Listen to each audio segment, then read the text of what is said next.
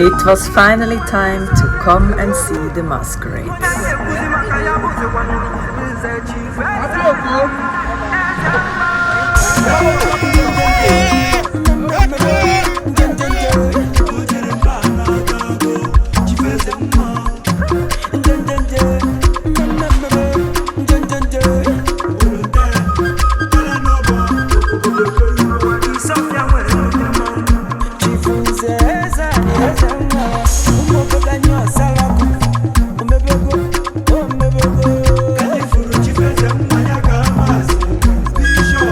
They were out and about, filling the streets, and Chief was very excited, though a little bit scared.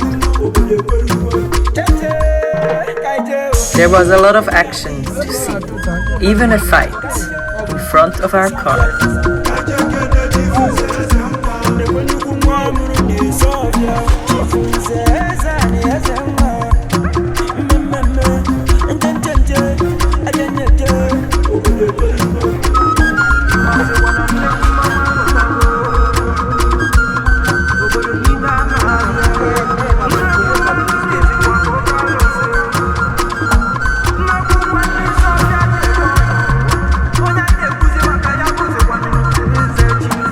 Nnanyereugo was busy looking out the car and making sure the window was closed anytime a masquerade passed by.